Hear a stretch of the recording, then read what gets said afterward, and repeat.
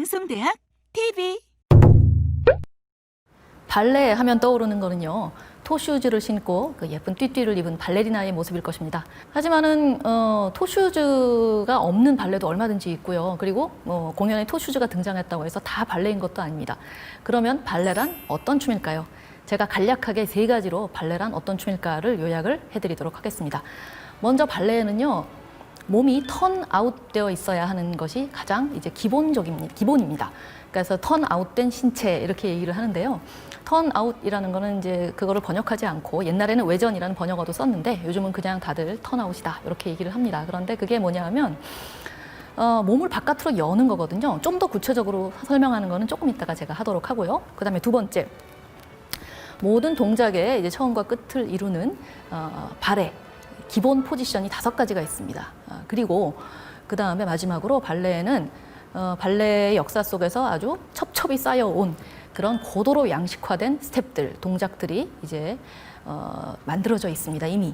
그래서 발레를 다시 요약을 하자면 턴 아웃된 신체를 바탕으로 해서 5가지 기본 포지션 위에서 고도로 양식화되어서 정리된 그런 스텝들과 동작들로 엮어서 이루어진 춤이다. 이 정도로 요약을 해볼 수가 있겠습니다.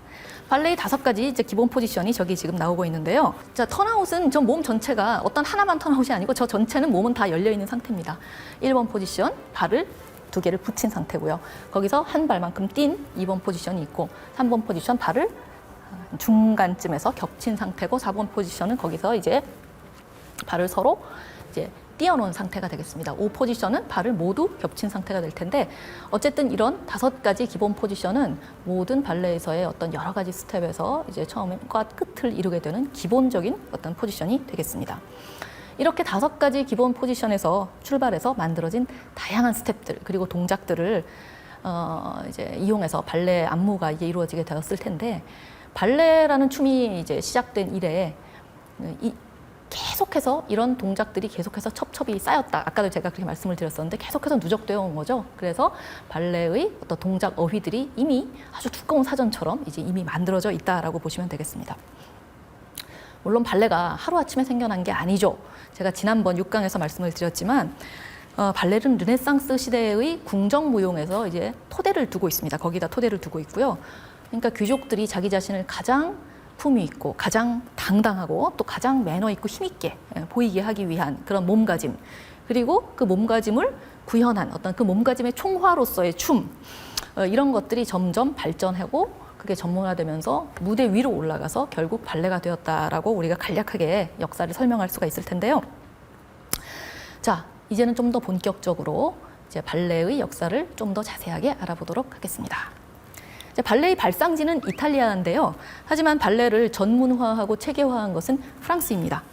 프랑스의 절대군주였던 루이 14세가 무용에 대한 애착이 굉장히 대단했어요. 본인이 직접 굉장히 무용수로서 많은 공연에 실제로 자기가 무대에 오르기도 했고요. 근데 뭐 왕이 언제까지나 춤만 출 수는 없겠죠. 그렇지만 그는 나중에 왕립 발레 아카데미, 왕립 무용 아카데미를 설립하게 됩니다. 그러니까 무용을 왕이 이제 직접 이제 보면은 체계적이고 전문적인 교육기관을 설립해서 춤을 장려하게 되는 거죠. 그러니까 얼마나 춤의 발전과 체계화, 전문화, 그다음에 전문 교육에 얼마나 큰 도움이 되었겠습니까, 그죠? 그래서 결국 우리가 지금 발레를 배우는 이제 친구들 보면은 발레 용어가 다 프랑스어로 되어 있습니다. 이것도 발레를 발상지는 이탈리아지만 체계화한 곳이 이제 프랑스이기 때문인데요. 자. 네, 지금 여기 보시는 그림이 루이 14세의 모습인데요.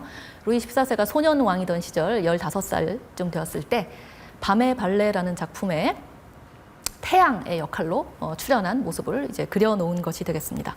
루이 14세는요, 아까 제가 본인이 물론 춤을 좋아하기도 했고 또 왕권 과시를 위해서 어떤 정치적인 목적으로 또 춤을 활용하기도 했지만 어쨌든 간에 루이 14세의 무용사에서의 가장 큰 업적이라면 역시 이제 발레 아카데미를 설립해서 발레의 체계화에 기틀을 닦았다라는 점이라고 얘기할 수 있을 것 같습니다. 자, 그러니까 앞서 제가 설명했던 턴아웃이라든가 아니면은 5가지 기본 포지션 이런 것들도 사실 옛날부터 내려오던 것들이에요. 옛날부터 여러 교본에서도 찾아볼 수 있는 발레의 어떤 무용의 기본 몸가짐과 같은 것들인데 이런 것들이 이제 이런 것들을 다 모아서 체계화하고 시스템을 만들고 그걸 가르치고 하는 거를 이 아카데미를 중심으로 할 수 있었던 것이죠. 근데 이렇게 아카데미가 이제 설립이 되고 교육 을 통해서 이제 수강생이라고 해야 되나 졸업생들을 계속 이제 배출하게 되면은 당연히 일반인들로서는 따라할 수 없는 그런 아주 전문적인 차별화된 기량을 가진 전문 무용수들이 점점 양성이 되겠죠. 이렇게 되면서 감상하는 춤, 즉 예술 무용으로서의 발레가 본격적으로 시작이 되게 되는 것입니다. 그래서 이렇게 17, 18세기를 통해서 발레가 계속 이제 발전되어 왔는데 결국 이런 발레 작품들이 대중적으로 큰 인기와 반향을 얻기 시작한 거는 19세기부터가 되겠습니다. 자, 19세기 전반기를 우리가 낭만 발레 시대라고 부르는데요.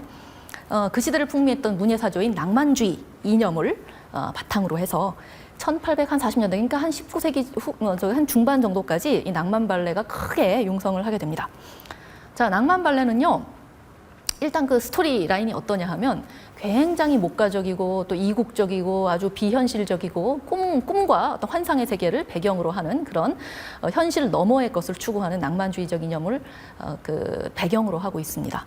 그리고 이 시기에 처음으로 여러분이 잘 아시는 그러니까 발레의 상징과도 같은 발끝에 한 점으로 서는 기술이 있어요. 이 기술을 일명 푸앵트 기법이라고 부릅니다. 사진을 한번 보여주실까요? 푸앵트 기법 이렇게 얘기를 하는데 푸앵트라는 거는 불어 이렇게 영어로 읽으면 포인트가 됩니다. 점이라는 뜻인데요. 결국은 발끝에 한 점으로 서는 기술을 의미합니다. 발레의 상징과도 같은 바로 이 기법도 바로 이 낭만 발레 시절에 처음으로 이제 출연을 했습니다. 그럼 그 전에는 어떻게 했느냐? 그 전에는 발 뒤꿈치를 들어올리는 동작까지는 있어요. 그래가지고 우리가 까치발이라고 하죠.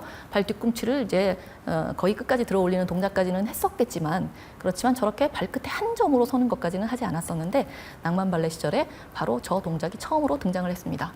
물론 여기 보시는 이 토슈즈 밑면이 딱딱하게 처리가 되어서 이 바로 이 푸앵트 기법을 보조해주는 이 토슈즈, 그러니까 그걸 이제 포인트 슈즈라고 합니다.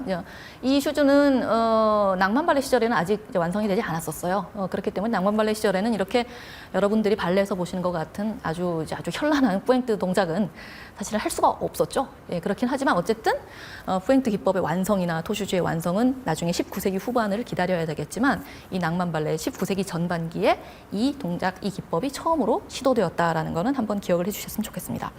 근데 이거 한번 보세요. 왜 굳이 저렇게 한 점으로 서겠습니까? 이거는 중력을 거부하고, 그러니까 중력의 영향을 나는 전혀 받지 않고 하늘로 두둥실 떠오르고자 하는, 한마디로 얘기하면 비현실적인 어떤 존재가 되고자 하는, 현실을 초월하고자 하는 그런 낭만주의적 이념이 무용기법으로 구현된 거다라고 생각을 해주시면 좋겠습니다. 자, 그러면은 우리 낭만 발레의 대표작을 잠시 감상을 해봐야 될 것 같은데요.